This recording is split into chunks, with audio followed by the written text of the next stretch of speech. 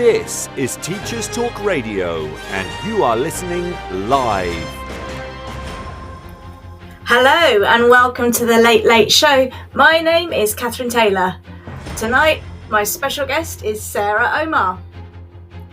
I'll be chatting to Sarah about all things teacher training as we take a look at what makes a great teacher trainer. I'm looking forward to speaking to Sarah in a minute about everything that she does in her role. This is Teachers Talk Radio, and you are listening live. Tune in live at ttradio.org, or to join in the conversation, download the Podbean app and search Teachers Talk Radio. Follow the hashtag TTRadio. Tune in, talk it out with Teachers Talk Radio.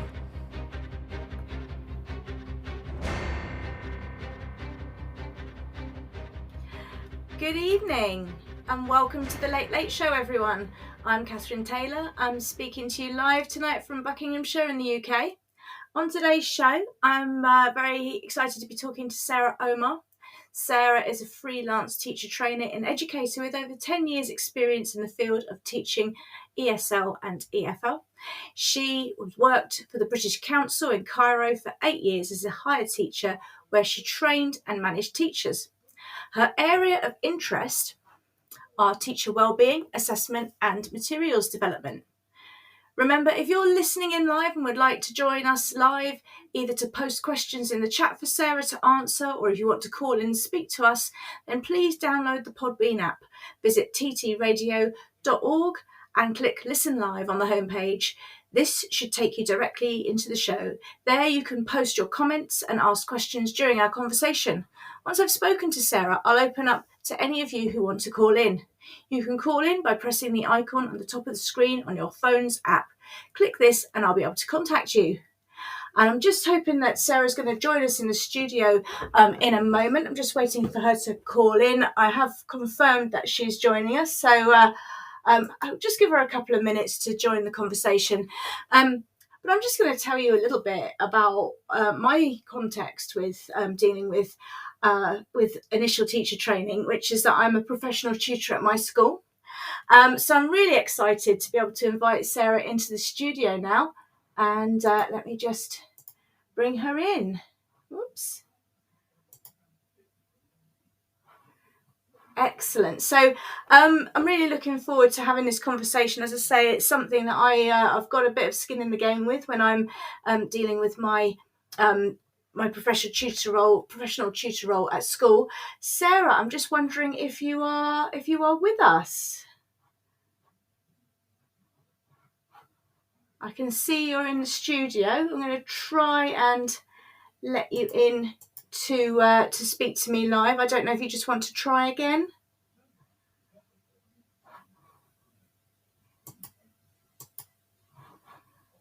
Okay, we seem to be having a little bit of an issue just getting Sarah connected at the moment. So what I'm going to do is I'm going to play the news now, and that'll give us a few minutes. Let's hear the news items, and I'll look forward to speaking to Sarah in about 5 or 6 minutes. This is Teachers Talk Radio, and this is Teachers Talk Radio News.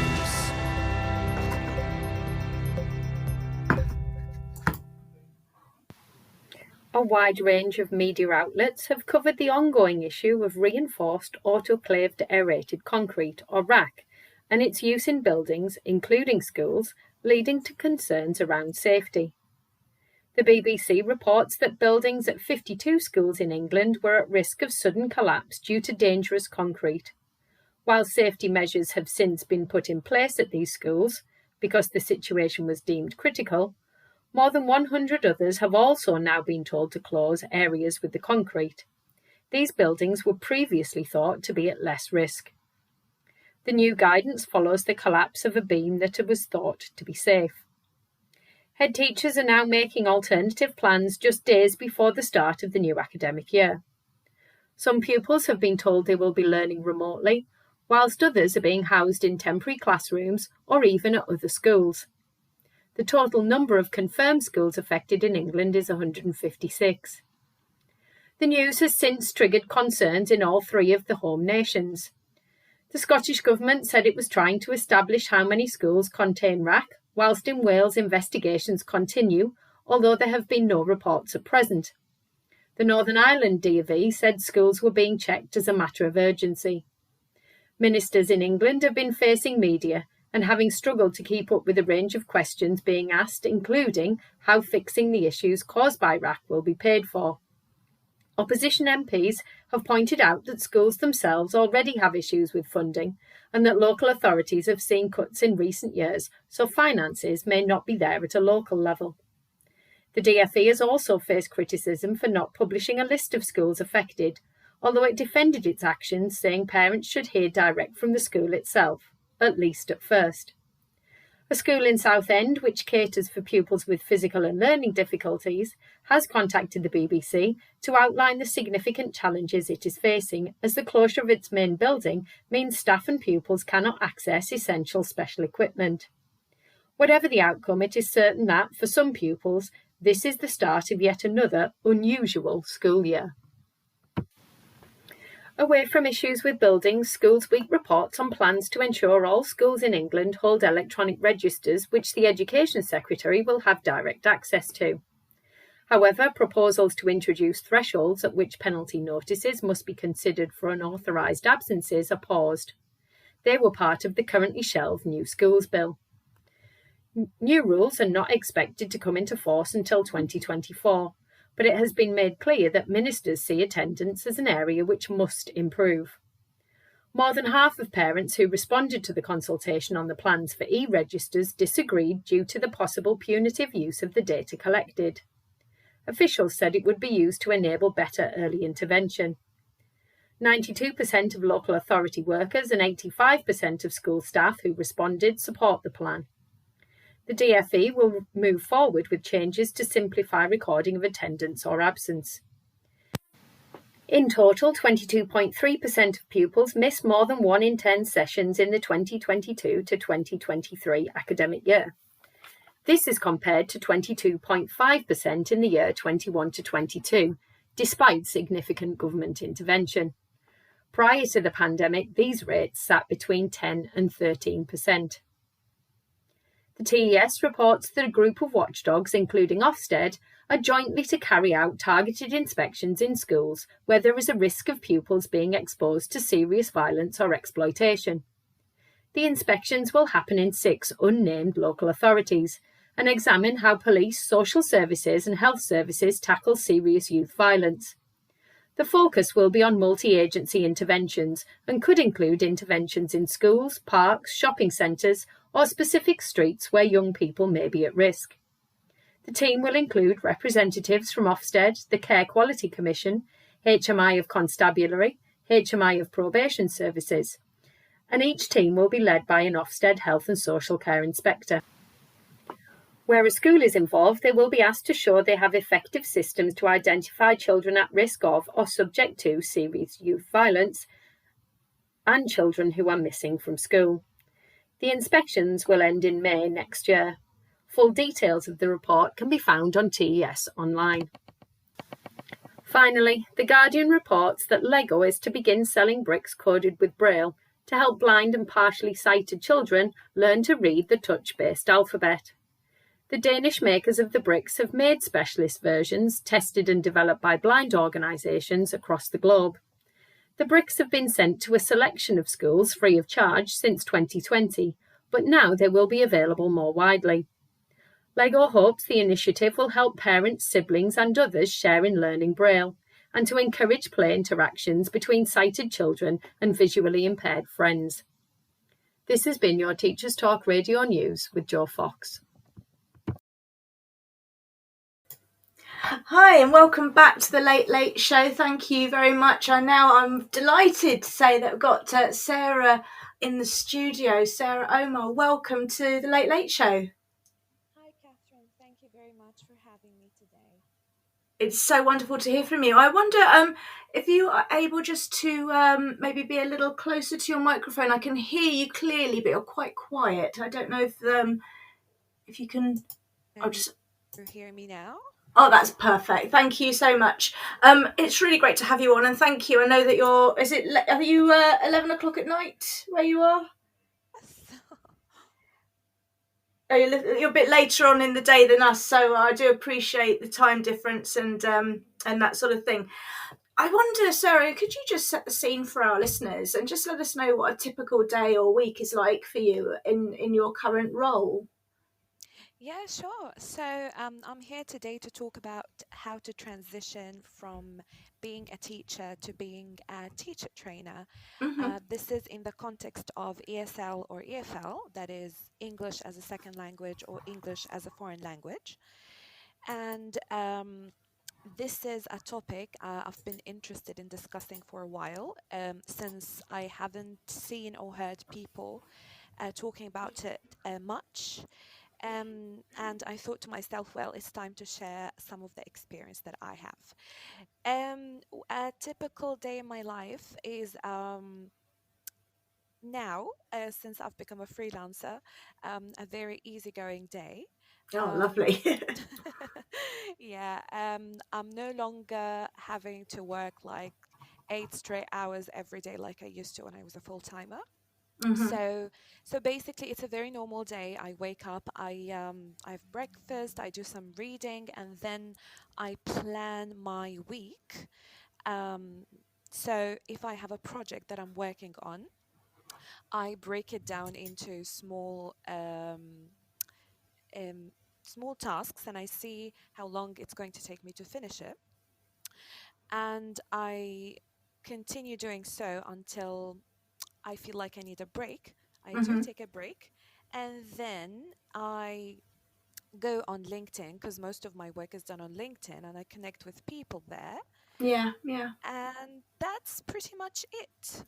So I was interested. You piqued my interest there, Sarah, because you said that you do a bit of reading. I wonder what you're reading at the moment. And everyone obviously has their fiction passions and literature passions. But are you reading anything educational at the moment? What's your kind of go-to um, book in terms of your sort of professional development, if you will? So basically, when it comes to education and my field of expertise, um, I'm more interested in reading blog posts Okay. and attending or watching webinars Mm-hmm. more than books. So when I say reading, I prefer it's more about fiction or literature. Okay. But when it comes to education, I find that because books sometimes are out of date, Yeah, not yeah. everything that's happening now is being written or published. So most of my literature, I get it from speakers who do presentations and webinars or conferences or blog posts. That's really, really fascinating, and I agree with you because I'm doing a doctorate, and I was speaking to my supervisor the other day about a book I'd read, and it was from 1975, and he did say, "Don't you think things might have moved on a little since then?" No, that's really brilliant, and I know we've got a few questions we want to go to, but I'm really interested to learn actually what blog or conference have you found really inspirational recently? So a few months back, I attended a teachers trainers themed conference that Mm-hmm. was presented by IH London. That was an online conference. So it was basically all about how teachers should start um, readapting to the new trends like AI, for example, and Chat Mm-hmm. GPT, and all what's happening with the technology taking over our professions. Um, so that was the main focus of the conference, and I found it to be very eye opening Mm-hmm. because it really showed me that CPD, professional development, is really something important. It's not a luxury. It's something that you have to keep doing all the time to keep up to date with what's going on. Yeah, yeah, 100%. And I do find before you joined, I was just sort of sharing with the listeners that I've got. I've got a responsibility for looking after some of our early career teachers, and I always try and just say, look, ring fence this time, enjoy this time, because it's so important. So Yes. important. Yes. Oh, that's really brilliant. Thank you, Sarah. And we've heard a little bit about your context, a little bit about your work, and I wonder if we can now dig a little deeper into some of these things. We've in our discussions we've had off air, you've indicated to me you've got views on the life cycle of a teacher, and I just wondered if you could explain a little bit about what you mean by that, and what characteristics that teachers might have at different points during their career. Yeah, sure. So I'm basically going to share my experience with the listeners, but I think most people would relate to the context that I worked in. So, like I said, we are talking in the context of ESL or EFL, and my whole experience was based in the Middle East since I live in Egypt. So, I started my career back in 2010, and I didn't know what I was doing. I knew that I wanted to teach ESL, more specifically to adults, um, but I wasn't sure what steps I needed to take in order to pursue this career. So one day, while I was browsing online, I came upon something called Celta. And again, I had no clue what Celta was. So I Googled it, and then I found out that it was an abbreviation of, or an acronym of, Certificate for English Language Teachers for Adults. So I thought, okay, that's interesting. That's something I would like to know more of. And I started learning that if you pursued a CELTA course, then it will open a lot of doors for you to be able to work in different countries, in different contexts. Basically, you become a certified teacher. You Yeah. get a proper Cambridge training. So basically, that was my initial steps. I went to take the full-time CELTA course, which was done in the period of 1 month. It was an intensive course full of work, research, TP, observed TP, having to sit down with a group of Sorry, people. teaching practice, is that what you mean? Sorry to interrupt. Yeah, No, perfect. Yeah. exactly. Teaching practice. Having to sit down with a group of other teachers like yourself with no previous experience in the field, and having to watch them teach. And then later on, you sit down with your tutors and you dissect the lesson, give feedback, listen to feedback, and think about what you're going to take on in order to improve in your next teaching practice. So, this is what someone who wants to get into the field of ESL should think about. So, taking the CELTA course. There are other courses with different names, but I think this is the most famous and popular one in the field. So, did you were you placed in an institution where you had a mentor and that kind of thing when you were doing this? Yes, exactly. So, you're talking, this is 2010, and you've done this, and so did you practice as a ESL teacher for how many years before you started to think about actually becoming the teacher trainer and sort of taking on that next step? So, before I became a teacher trainer, it took me around 5 years. That was post CELTA course. Most places do not acknowledge your experience level before the CELTA course. So before the CELTA course, I already had around 2 or 3 years of experience. That Yeah. was previous CELTA, prior to my CELTA. After the CELTA, I did 5 years of full-time teaching both adults and young learners. And I was, when I first started working for the British Council, I was a trainee teacher. So that's like the second step of the career. I got a full year of intensive training, again, full of research, writing, getting observed by my mentors, getting feedback, observing my peers, and so on. And then I became a full-time, they call them veterans now, Yes, okay. the people with 2 years post-Celta experience. Yeah, no, that's really interesting. And I what I'm kind of, I suppose, getting at is that, you know, do you think that a lot of people would sort of do 5 or so years and then be looking for a step up, or do you think it takes a certain kind of teacher to want to take that next step? What do you think are the pulls perhaps towards becoming a teacher trainer, and perhaps also some pushes as well? Mm. Well, I think it all comes down to what you really want to do with your career. Some people take the CELTA and then they travel all around the globe teaching, and they'd never Mm-hmm. think about teacher training. But because I wanted to make a stable career out of it, I knew that at some point I wanted to coach and train other less experienced teachers. Also because I was inspired by my CELTA trainer Mm-hmm. when I was doing my CELTA course. So I really thought that this was a wonderful job helping other teachers getting more qualified, giving them advice. And so that's what I wanted to think about.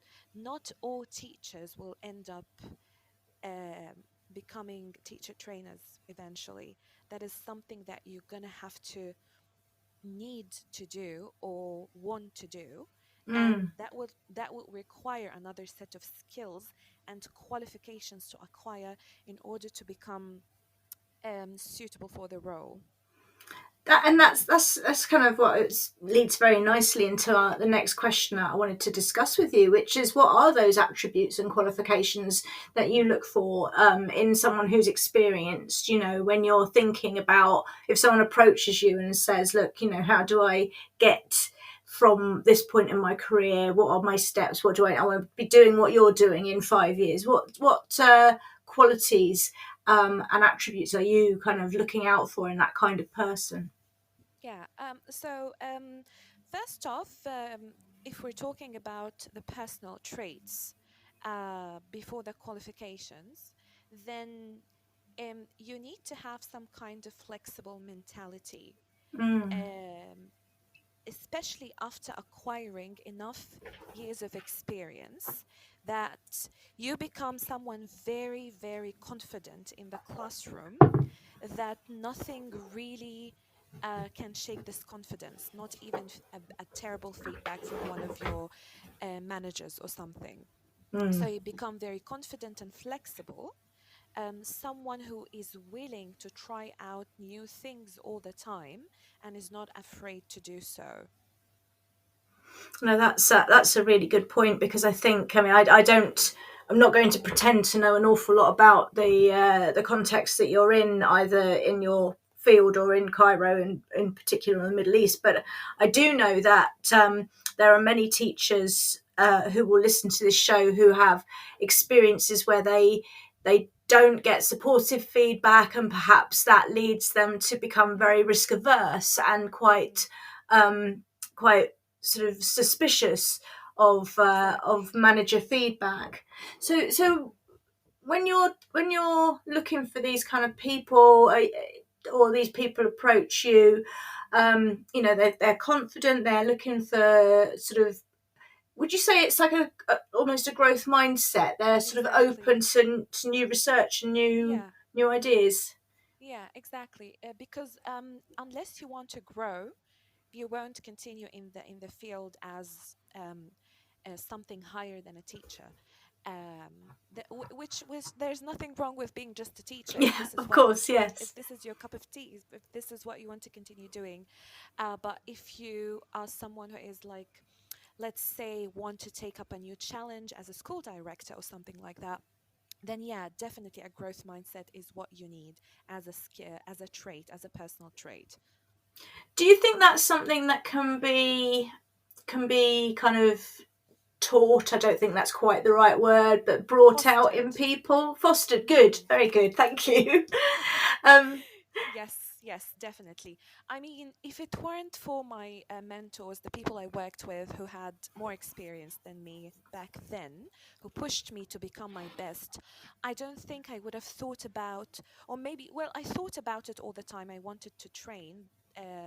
To become a teacher trainer, but I thought it was a lot of hard work and effort and time spent, and I wasn't sure I had it in me. Mm. But I had really supportive mentors in my first year of teacher training who inspired me and who pushed me to try out new things and not to be afraid. And that is Mm. something very important in any school that you want to work for. You can be someone who is independent and who like to research things on your own. But unless you have someone who's pushing you to get out of your comfort zone, I don't think you will go out of your way to try to do so. Yeah, no, I think I totally agree with you. I find as someone who's taken on study after several years of being in the classroom, and I'm still in the classroom, it's almost had a kind of antidote effect on the feelings of sort of stagnation. And Mm, I think if you are able to inspire people to stretch themselves, it's actually a very satisfying thing yeah. professionally. Yeah. No, Yeah, I that's mean, go I mean, through. this is one aspect of it, but for other people I knew in my field back then, some people like they didn't necessarily want to take up a new role, but I think it was the financial aspect of it, the Mm. lure of becoming a manager. And part of your role was to train teachers. So this is what some people would decide to go and um, take an extra qualification to become a teacher trainer or even a manager, because this is what I'm going to discuss next: the Mm-hmm. types of trainers and what each role or how each role is different from the other or even similar. Yes, please do. That would be fascinating. Thank you. Okay, so upon acquiring enough experience or gaining enough experience, where I worked, and that doesn't necessarily happen in all schools, but where I worked, it was one of the requirements of applying for higher positions to become a trainer or to become a manager or an academic supervisor was to take the Delta or the diploma in English language teaching. Mm-hmm. That is at a master's degree level. Back then, it was supported by my school. There was funding involved, and there was a lot of support. So that's what got me really interested in studying for the Delta. It wasn't really easy at all, but I knew that this is what I wanted to do next. Mm-hmm. So basically, it was it's a course that can be done either face to face or online. So I did the online module, and it was done over 2 years. Um, like I said before, it's not for everyone, or not all schools require you to take the Delta in order to become a teacher trainer, but a Mm. lot of schools do require it actually. So I took the Delta, and then straight after the Delta, I got promoted to a high teacher role in Mm-hmm. which I became a teacher trainer.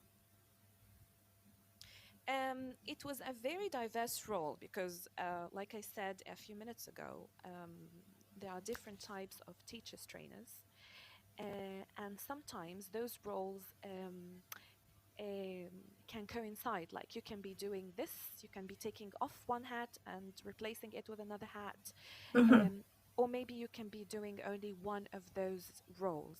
So the different types of trainers, that's not official or anything, but the trainer the trainer role is a very generalized term. Mm-hmm. There are a lot of trainers in different fields. Yeah. um, and a trainer is basically someone who is equipped with practical experience.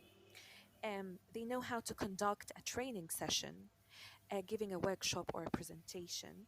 Mm-hmm. um, um, breaking down theory into practice, Hmm. and designing interactive sessions. So that's So like basically what a a trainer sort of does. like a facilitator, planner, that kind of thing. Yeah, exactly. Yeah, so that's basically the general term. But in my role, I wasn't just doing that. That's just a basic thing, really. When I was mentoring less experienced teachers or people who just got the job, Hmm. they were placed in the training program that I undergone myself Hmm. at first. During this training, the intensive training, they get observed for a whole year, and every time there's a different focus, different Yeah. mentor, and they get to work with people who are at the same experience level or at a higher experience level than them. Hmm. So this was a mentor role. Basically, you work one to one closely with the teacher. You develop a learning plan for them.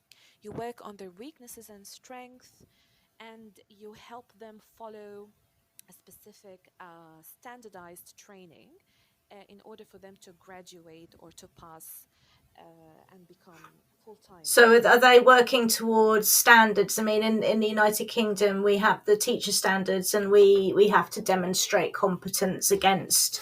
Is it that kind of system Exactly. then? Yeah. Yeah, exactly. Uh, exactly. So they have to prove within this year that they have acquired a set of skills in order to become full time teachers. And they work with their mentors, and during which time they get a lot of feedback and support. And that was the mentor's role. And do you find, in terms of, because it's one thing, isn't it, to give instruction, I suppose, for want of a better word, to somebody who is wanting to learn English as a second language, or whatever it might be, either as an adult or a child. And of course, there's differences in the sort of reasons for people choosing to do that, as well. But would you say that they're when you're teaching adults to be teachers, what would you say the kind of the challenges of that are, as opposed to teaching an adult or a child who's undertaking the skill? I mean, I'm trying to separate this out because, of course, teaching is a skill, but sort of the language, the learning of a language, the acquisition of a second language, or more than a second language, versus the teaching of a professional Mm. skill. Have I made myself clear? Sorry, I'm not sure that I have. I think what you're trying to say is there a difference between teaching a group of learners who are just studying a language Yes. and teaching a group of teachers who are trying to improve their skills and getting more qualified? Is that what you're trying to say? Yes, and the challenges in that, particularly after you've spoken more generally, you alluded to there being some people who perhaps don't quite have the moral calling, shall we say, because they are interested in the promotion rather than Yes. and that's just a thing you have to do if you get that promotion. So maybe you could talk a little bit around the people who you would consider are doing it because it's more vocational, and the people who you're coaching and mentoring who perhaps have done it for other reasons. Hmm. That's a great question. I think the majority of the people I worked with were those who were interested in just getting the job. They weren't necessarily in love with the idea of helping others or training others. It was just very practical for them. Like, Mm, what's in it for me out of this kind of mentality? Um, there isn't a different approach to dealing with people with this kind of mentality. I mean, at the end of the day, you're training teachers to acquire a set of skills mm, that will be proven during their work in the field. Um, so it's like ticking the boxes kind of thing. Yeah. You're not going to teach someone to fall in love with something or to become passionate about something.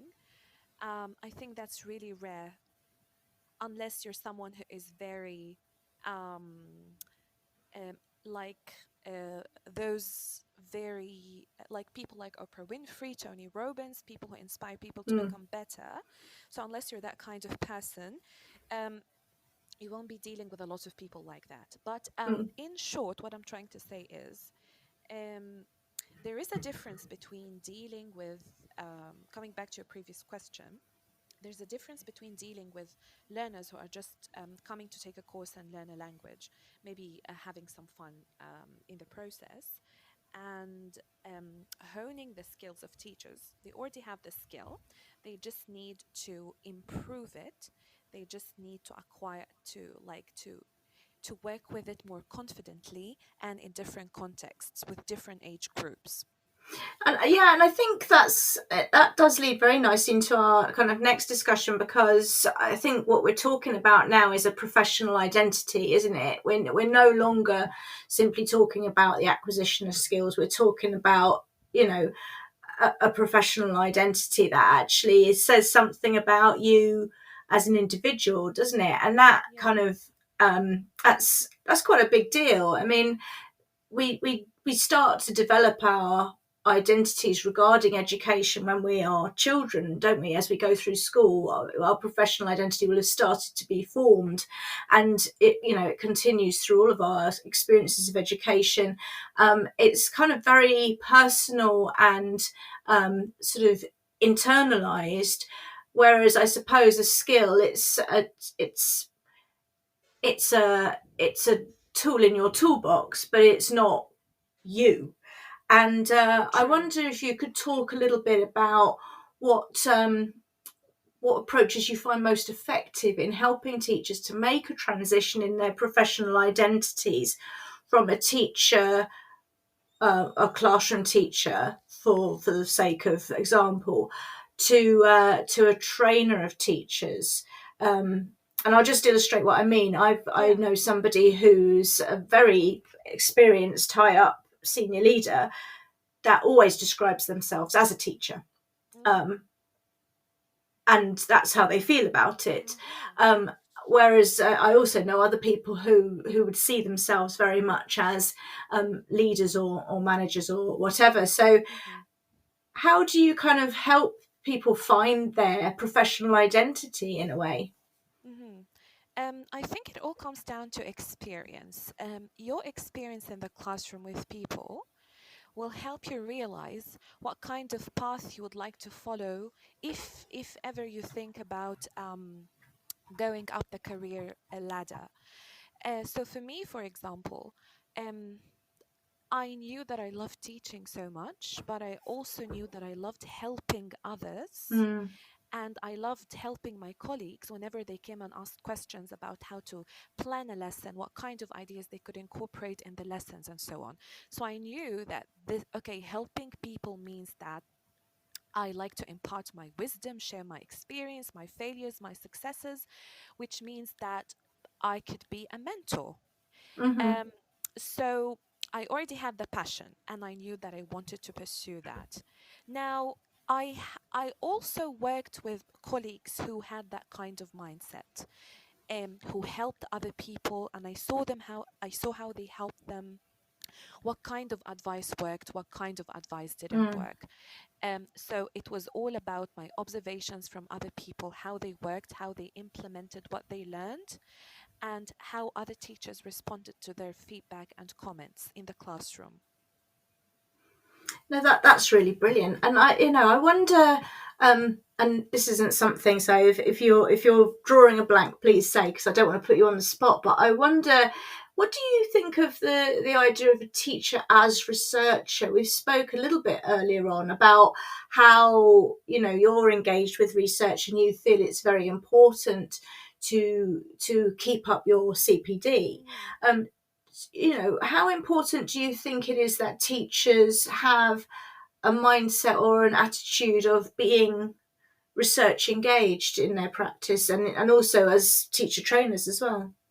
I it really depends on the context that you're working in and the environment that you're working with at the same time. So, like I said before, if you're being supported, if there's some kind of in service ongoing CPD program at your school, then I think this is the first seeds you're planting. You're helping other teachers grow, or at least you're helping them think that they need to start thinking about growing. Um, Yeah. so not all places are like that. If you're lucky enough to work at a place like that, then great. You're going to start learning that research is actually part of your job because you're doing it already on a daily basis from the time you turn on your PC to Google some new ideas for your lesson plans, or even by asking your colleagues about how to approach a certain grammar point. Mm. This in itself is a kind of like what they call now action research. Yes. Yeah. So, research is definitely something that is, I don't think it's optional anymore. Whether you want to improve as a teacher or grow in your career or not, it's something that you actually have to do in order to continue with your job, basically. Yeah. So would you, and this is, I'm just trying to, this is part of the reading I've been doing is about teacher professionalism and all of the debates surrounding that. And I wonder, would you go so far as to say that a teacher who's not taking an interest in some capacity in the latest developments would perhaps in some ways not be fully professional? Um, And you can disagree with me. I'm just wondering. yeah, I'm thinking it's a really good question, actually. I never thought about it before. Um, I think how you define professionalism is how I should answer this question. So, for example, if I am out of date, then how is a potential employer is going to perceive me? So Mm, it's a two-way relationship. You're not the only person who is in the game. There are other people who are going to judge you. So why you want to approach CPD is either based on something innate. You are someone who loves to improve and grow, or because your employer asked you to in order to yeah. pursue higher positions, for example, or because you do want to stay out of date. So I imagine now that with the hype over AI and ChatGPT, I don't think it is logical for someone not to be at a 10% aware of what's happening. Because even if Mm, it's not going to affect your job on the long run, depending on your profession, then at least you should know what's taking place, what's going on, what is this thing. Maybe it's going to help you with your job. Um, I haven't used it myself yet. mm. We have been using technology online since the lockdown, so we were pushed to do that. Otherwise, we wouldn't have continued with our jobs. So I think Yeah. it really depends on your circumstances as well. It's fascinating, and I think every time I do this show with a guest, AI always pops up, and we always because it's just so ever present, isn't it? I mean, um, it's one of those things. I think it's such an interesting opportunity. It's very strange new worlds, isn't it? If I can say that, because Very. it's got so much potential, but also has to be handled with such care. I mean, I've used it to write the odd model essay and what have you, but the possibilities are really quite interesting. In terms of CPD in general, what would you say would make, if you were designing CPD for a cohort of teacher trainers, what kind of things would you want to include in that and signpost them towards? Mm, that's another great question. Um, so apart from the basic um, uh, knowledge that you need to acquire during this course, there's something often overlooked by schools, employers, whatever you want to call them, which is teachers' well-being. I think this is something that people perceive wrong.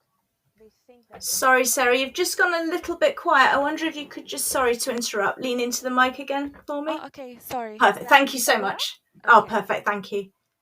Yeah, so I was saying a lot of people are under the impression that teachers' well-being is something that you can just read about and that's it, or you can just be aware of. But I think this is something that needs to be practicalized, if that is a word, something that you need to put into action. Like, what kind of steps can we take in order to help teachers with their well-being? So don't just go home and read an article. Like, how can I apply this on a daily basis? So I would definitely include a practical course, maybe host a psychologist or a life coach who can be part of the course to help teachers with their well-being. No, that's really brilliant. Thank you so much. I'm just going to open it up a little, actually, because I know we've got a few people listening live in the studio, and I wonder if anybody does want to ring in. I'm just going to invite people now if they want to, and I'll just have a look at if you're listening and you'd like to join us live, post questions in the chat if you'd like to, or visit the Podbean app, visit ttrradio.org and click on Listen Live. This should take you directly to the show. You can post comments, questions, and then you can ring in if you'd like to. So if anybody would like to, you're more than welcome to join the conversation.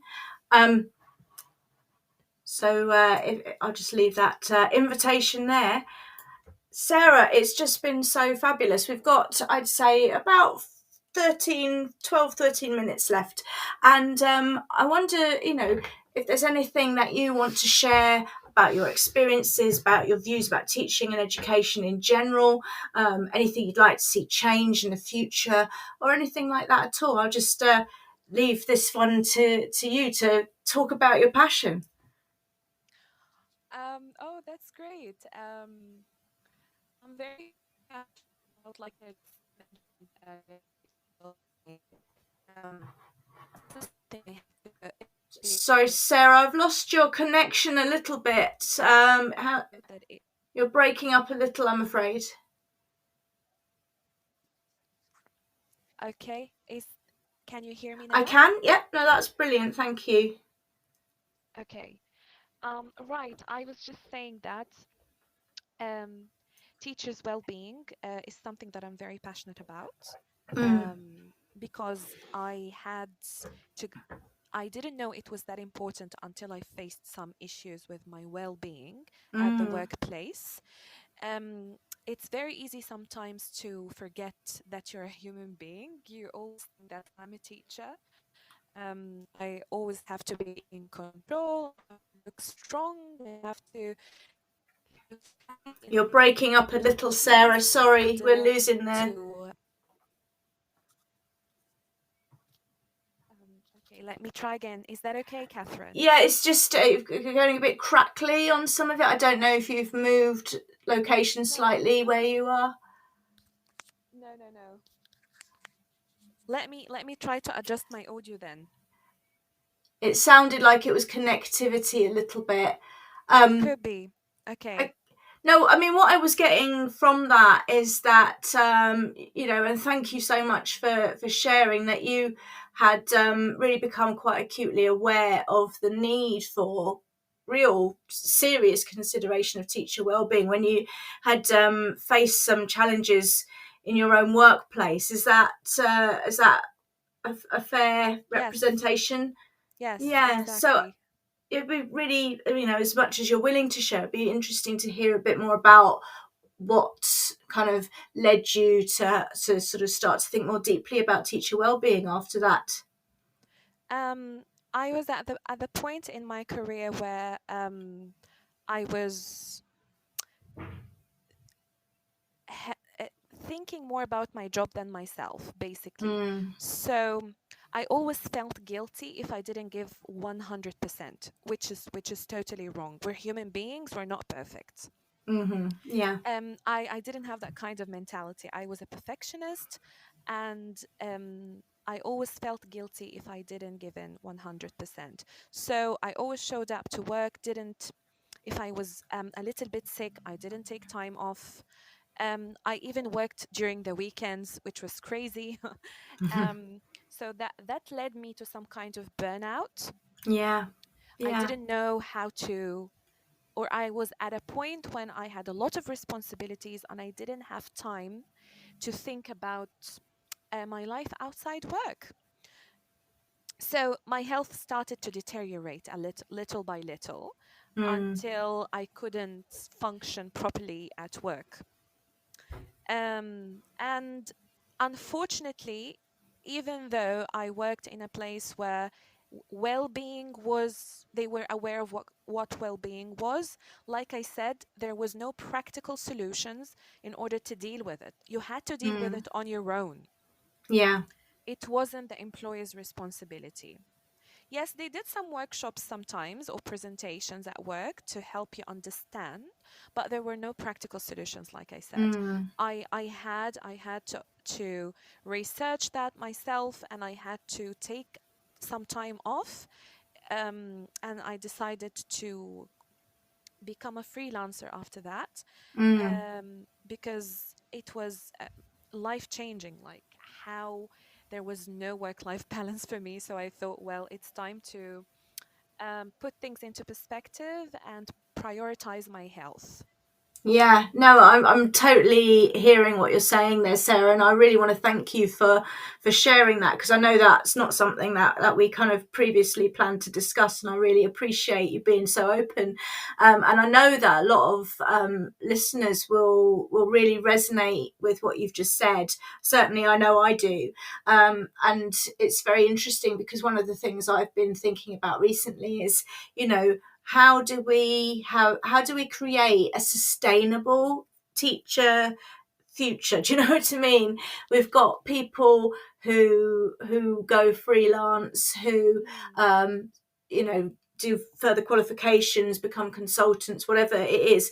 But I've always felt frustrated that there's kind of no pathway to stay in the classroom mm, and just reduce it and perhaps do something else like research or consultancy on the side. And instead, actually, what we push as a system is we push people towards needing to completely leave. yes. What are your views on what could change? Mm. Like I said, if your employer isn't interested in your well-being, then for you to take the responsibility of your well-being on your own Mm, is going to be a total failure. So both parties, employers and employees, need to be in the game. They need to be involved in this scenario. mm, You need to have a space to express your concerns if you're not happy at the workplace for any reason. mm, Um, and I think it's in some countries, I think well-being is a taboo. yeah. People think that you're irresponsible if you complain. So this is something that needs to start changing. So employer-employee relationship, that is one thing. Having an open communication with your employer or your manager, with Mm. confidence, with no judgment, that is something that needs to be implemented in any place as well. Yeah, no, that's a really good point. And I think, I mean, as I say, I can't speak to the context in Cairo in the Middle East. I've not got experience of that personally, but certainly in England, we've obviously been through a particularly challenging time with COVID. But prior to that, we've had a very sort of standardized approach to our teacher training, which has led to people almost kind of being very defensive, because any contact with your line manager kind of comes with a suspicion you're going to get criticised. And so I think that's done an awful lot of damage. Right. Would you say that that's Right. something that, do you think that people are open to those conversations in your context? It wasn't at the beginning of my career. It was always looked down upon. But I would say that recently people started to change, and because I was a manager and I was line managing a few teachers, I had this kind of open relationship with them. Like, they came to me with their personal problems sometimes, and if I was able to help in any way, I would. But again, I have to say that this is some kind of work ethic issue as well. You're not always going to find a supportive manager. And it's not something that you can learn or get qualified for. It's either you're empathetic or not. Yeah. So, I mean, I wonder if, we have a saying, absolute power corrupts absolutely. Do you think there are some people who are just attracted to leadership, but is there some kind of, so I don't know, a certain type of person that wants to climb the greasy pole? Yeah, definitely. I don't know. It's interesting. This is, I'm very aware of the time, everywhere. but You would think that in the field of teaching, where people are interested in helping others by nature, that at some point when you become a manager, you would still have those traits. Some people continue to foster those traits and continue to help, while others change. And like you said, power corrupts. And it doesn't have to be necessarily power. It could be the responsibilities that they have, the amount of responsibility. They don't have time to think about others. So maybe a little bit selfish, but I don't want to judge people. But sometimes you do really want to help. You just don't have the capacity or the time to do that.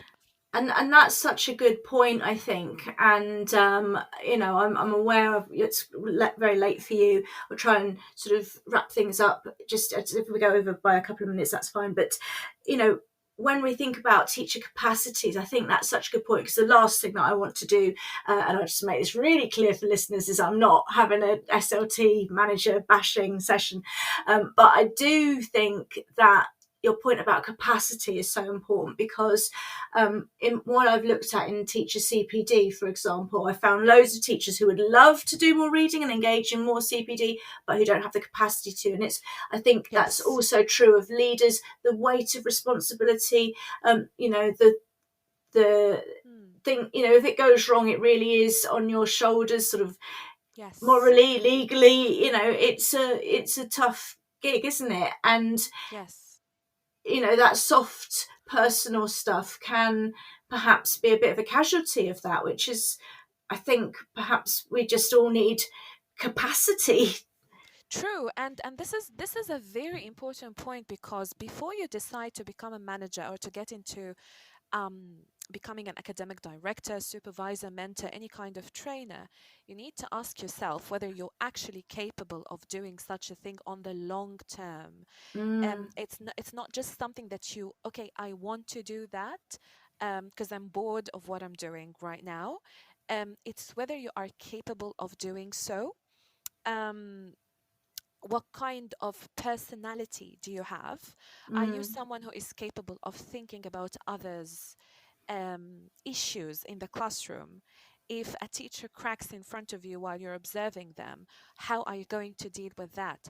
If someone is not at the level of skill that your company requires, how would you support them? And so on and so forth. So in order to become a teacher trainer, I guess, you need to think about what kind of person, on a personal level, you are with the people in your life, because this is definitely going to apply to your job as well. Yeah. And I do want to leave space for the people that can grow into their roles, and the people that find ways of kind of, managing the capacity issue. Certainly if I look on my own career, I would say there's times when I've been very much stuck into my own work and not really been able to look up and give people too much of my time. But I've come to be able to, build that in and see the importance in it and make sure that I make that space for it. So yeah, I mean, I guess I'm not 100% convinced that these traits are fixed. I think people can grow into it a little. I wonder what you make of that. Yeah, you have a point. But I'm not talking about it in the form of something that you have or you don't. It's basically your willingness, I think. Yeah, we're all busy, and sometimes you need to be taken care of as well at the workplace. Even if you are a manager, you need someone to speak to about your problems as well. You're not a superhero or anything. So even if you are busy, even if you have thousands of to-dos on your to-do list, are you still willing to become that kind of person who can put some time in your schedule to help others? So if you're willing to, I think you can make a habit out of it, but some people just don't care. That's what I'm trying to say. Yeah, no, I think that's it's life's rich tapestry, isn't it?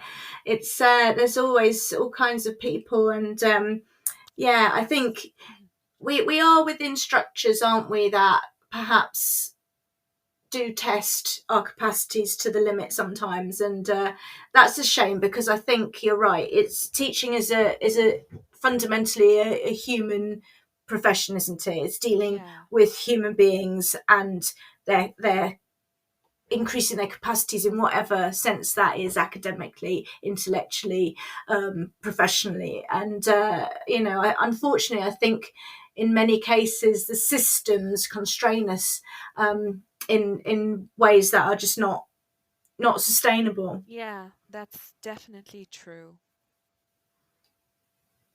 No, that's really brilliant. Listen, Sarah, I'm very aware that we've overrun very slightly, and I know that you're a busy lady and you deserve your rest. So I'm going to just say thank you so much for coming on the show tonight. We've talked an awful lot about teacher training and your experiences, and I really do appreciate that you did share sort of your own experiences in that call as well. So thank you so much.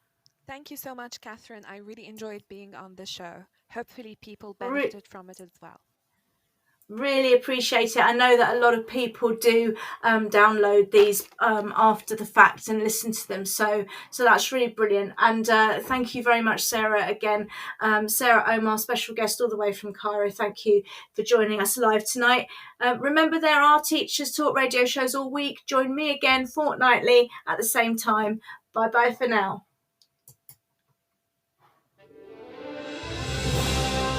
You've been listening to Teachers Talk Radio. Tune in live and listen back at ttradio.org. We look forward to hearing from you next time on Teachers Talk Radio.